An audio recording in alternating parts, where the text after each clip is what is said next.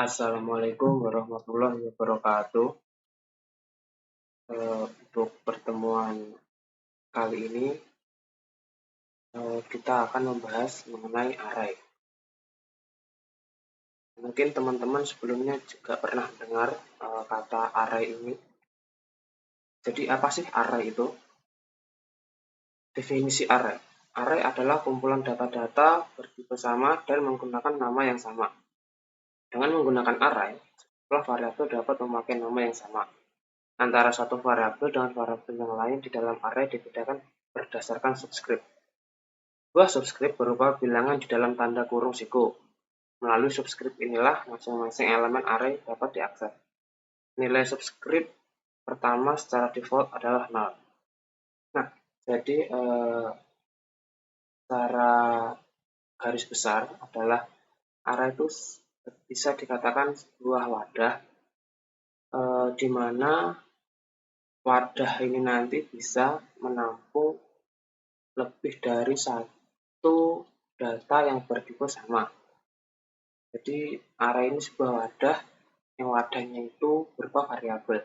Nah, biasanya kan satu variabel bisa menyimpan satu nilai atau satu elemen. Jadi di array ini satu variabel bisa menyimpan berapa data yang bertipe sama, gitu ya. Untuk representasi array atau contoh arraynya, misalkan terdapat sekumpulan data ujian seorang siswa.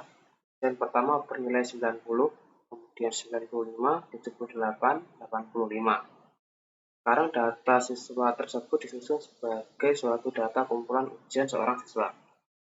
Dalam array dapat disusun sebagai berikut. Ujian ke 0. Maksudnya angka di dalam kurung siku ini adalah indeks. Jadi di dalam array itu indeksnya ini dipakai sebagai acuan untuk penomoran atau posisi data yang ada dalam array. Jadi pasti dimulai dari angka 0. Jadi ujian 0 maksudnya ujian yang indeksnya 0, 90, ujian dengan indeks 1 sama dengan 95, dan seterusnya. Tanda kurung atau tanda kurung siku ini digunakan untuk menunjukkan elemen array. Perhitungan elemen array dimulai dari 0, bukan 1. 4 pernyataan di atas memberikan nilai kepada array ujian. Tetapi sebelum diberikan nilai kepada array, maka harus mendeklarasikannya terlebih dahulu, yaitu integer atau int ujian indeks 4. Sehingga dapat menginisialisasi array sekaligus mendeklarasikannya pada contoh berikut. Integer atau int ujian indeks 4 sama dengan kurung kurawal. Di dalam kurung kurawal ini terdapat beberapa data yang bertipe integer semua. Lanjut, tipe array. Di dalam PHP terdapat 3 tipe array, di antaranya index array, asosiatif array, dan yang satunya yaitu array multidimensional. Yang nantinya array multidimensional ini akan kita bahas lebih lanjut di pertemuan berikutnya. Jadi untuk pertemuan kali ini fokus di index array dan asosiatif array terlebih dahulu. Untuk index array itu yakni array dengan indeks numerik.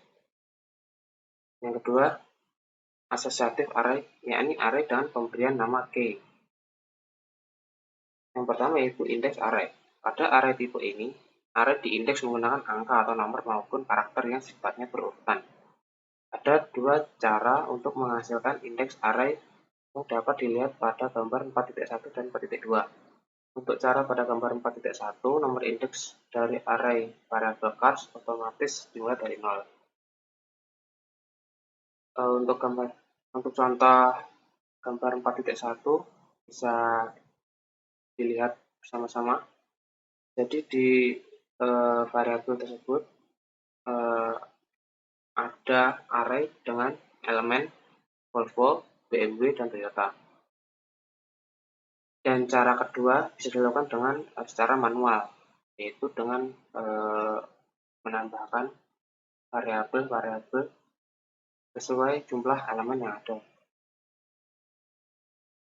Lalu, sedangkan untuk mencetak indeks array bisa dengan cara memanggil indeksnya langsung seperti pada gambar 4.3 atau dengan memakai bantuan perulangan seperti pada gambar 4.4. Contohnya untuk gambar 4.3 untuk menampilkan indeks array bisa dilihat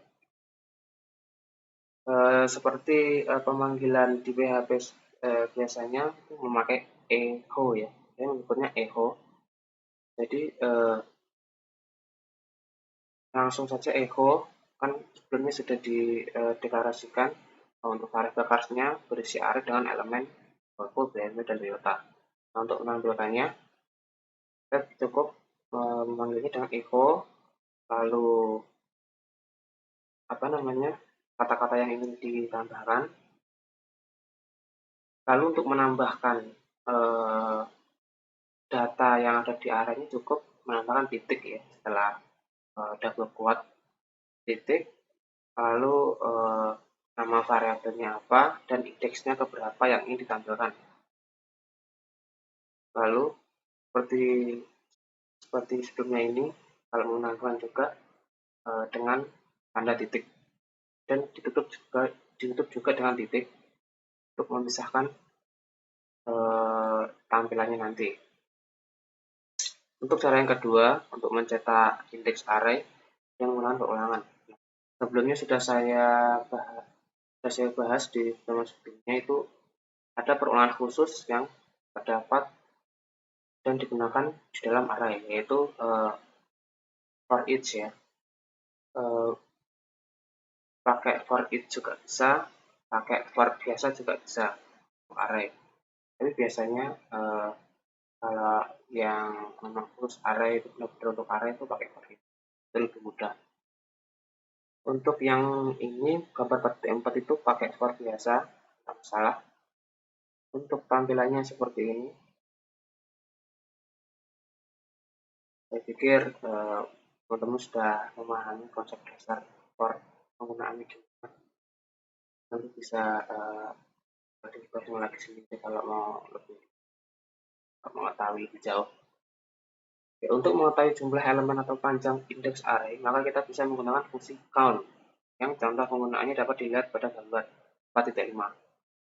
Nah, fungsi count ini secara umum itu untuk agar mengetahui jumlah data yang berada atau jumlah elemen yang berada di array tersebut. Jadi kita tidak perlu memasukkannya secara manual. Jadi kita tinggal panggil count ini, lalu dalam kurung variabelnya apa, nanti secara otomatis akan mengetahui jumlah data yang ingin ditampilkan. Oke, yang kedua yaitu asosiatif array. Asosiatif array adalah array yang berindeks berdasarkan pada nama tertentu. Perbedaan dengan array tipe berindeks terletak pada penamaan indeksnya.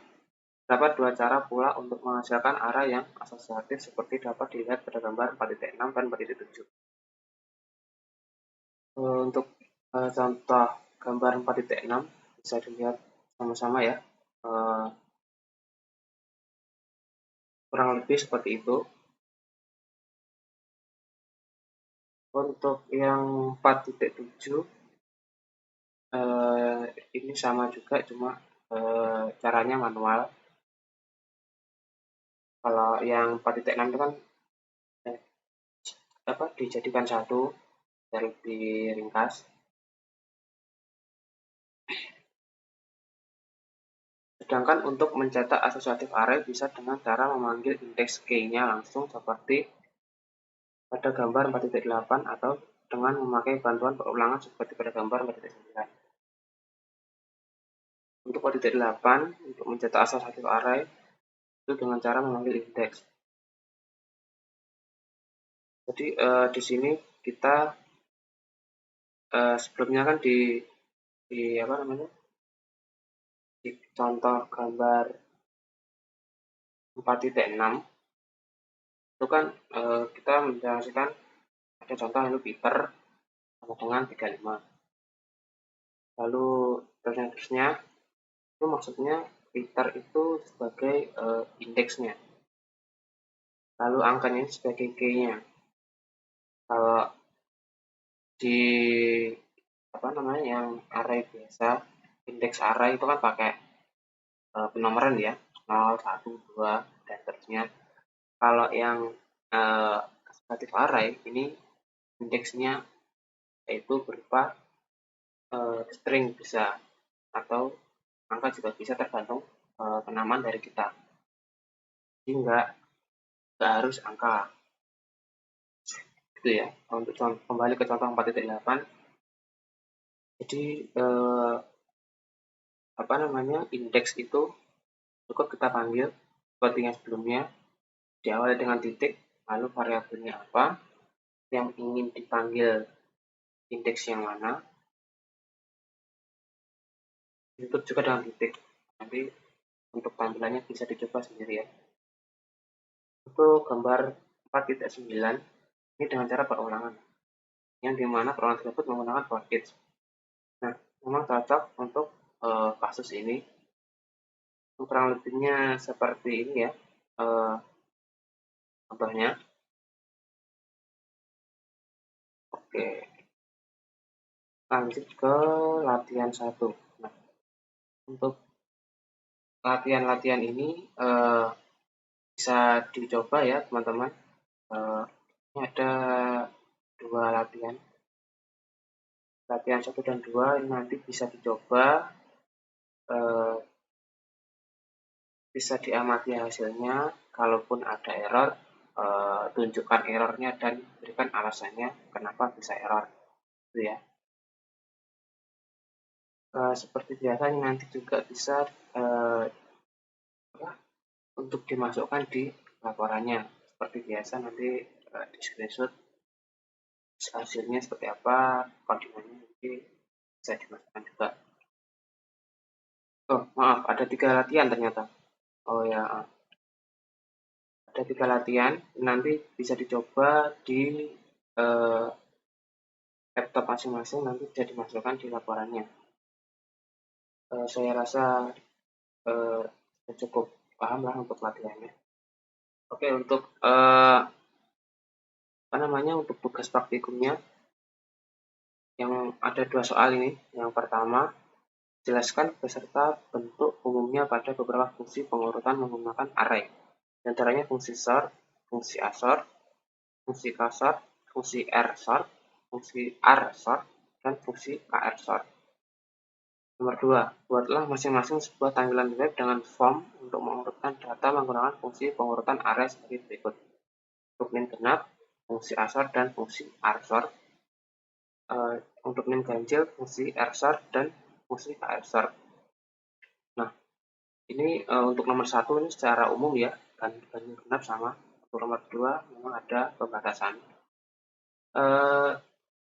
Fungsi-fungsi itu merupakan beberapa jenis fungsi yang digunakan dalam array ya. Jadi nanti untuk penjelasan lebih lanjut bisa browsing sendiri, pengertiannya gimana, cara penggunaannya gimana, nanti hasilnya seperti apa, yang digunakan acuan untuk pengurutannya itu seperti apa, dan bagaimana, nanti bisa browsing. Kurang lebih seperti itu mungkin. Kalau ada yang ditanyakan bisa japri ya, bisa japri atau di grup bisa. Saya rasa cukup untuk pembahasan array ini di pertemuan keempat ini. Terima kasih. Ada kurang lebihnya saya mohon maaf. Akhirul kalam. Assalamualaikum warahmatullahi wabarakatuh.